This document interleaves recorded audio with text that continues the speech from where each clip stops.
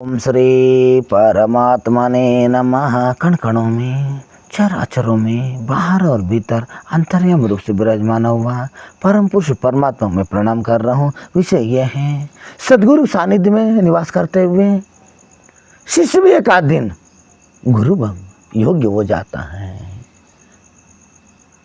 वो कौन सा गुरु है?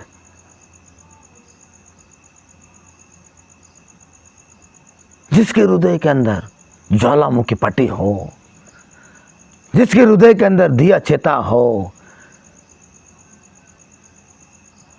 जिस गुरु ने समुद्र पार कर चुका हो, जिस गुरु ने संसार सागर पार कर चुका हो, जिस गुरु में राग द्वेष,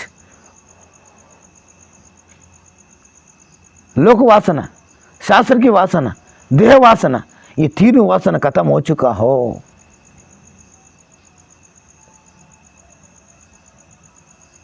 धरती से लेके स्वर्ग तक कोई इच्छा ना हो, जैसे एक सूर्य प्रकाशमान कर रहा है, इसी प्रकार सदगुरु हजारों सूर्य प्रकार की, जैसे हजारों सूर्य उत्पन्न होने से इतनी प्रकाश होता है, ऐसे प्रकाशित कर रहा हो उनके सानिध्य में, वो सदगुरु के सानिध्य में जो शिष्य स्थान ग्रहण करता है, उनके परछाया में रहता है, उस वृक्ष के नीचे रहता है, उनकी शरणागति में रहता है, उनके भी एक दिन प्रकाश का अनुभव होते रहता है। होगा अनुभव, क्यों होगा?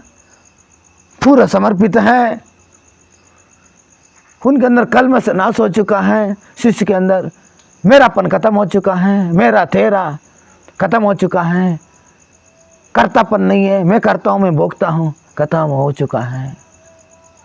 इसलिए वो शिष्य के रूप से अधिकारी हो गए हैं। अधिकारी होने के बाद उनके अंदर शास्त्र के वासन खत्म हो गए हैं, लोक वासन खत्म हो गया है। शिष्य ने, गुरु ने जान लिया है ये शिष्य योग्य है, यही गुरु बनने वाली है। ऐसा ही इनने प्रकाश से, सदगुरु प्रकाश सारा जगत में फैला देता है।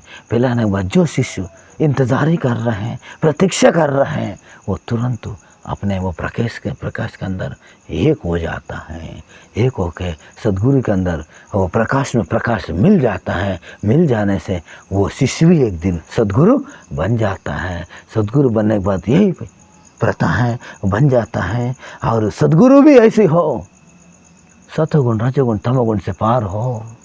सदगुरु भी ऐसी हो, सत्य असत से पार हो। सदगुरु भी ऐसी हो, द्वैत अद्वैत से पार हो। ऐसा सदगुरु की शरण में निवास करने से, ऐसा सदगुरु शरण में संगति, इनकी सांस, इनकी चलन, इनकी रहन सहन, इनकी उठना बैठना, उनकी बोलना और उनकी हर एक प्रतिक्रिया, ऐसा करते शिष्य जो सदगुरु की भावना, सदगुरु बोल नहीं रहे जैसे वो शिष्य तुरंत ग्रहण कर लेता है। ग्रहण नहीं, और जब उसी क्षण की बात है, गुरु जी कुछ नहीं कहते हैं और शिष्य भी कुछ नहीं पूछते हैं। गुरु जी वो सब ऐसे घटना है, ऐसे एक आश्चर्य घटना है, ये आत्म साक्षात्कार। गुरु भी ना हो, शिष्य भी ना हो, एक आश्चर्य घटना है। ऐसे घटना में जब उनके आत्म साक्षात्कार घटता है, शिष्य को भी पता नहीं है मेरा आज ये प्रकाश होने वाली है, गुरु को भी पता नहीं मैं आज शिष्य के लिए उपदेश दे रहा हूँ, उनके अंदर तेजा पूंजी पटने वाली है, वो दोनों को भी पता नहीं है। जब एक आश्चर्य घटना, यही आत्म साक्षात्कार की घटना है। यही मुमुक्षु आत्म साक्षात्कार का अधिकारी हो जाता है। ओम श्री परमात्मने नमः।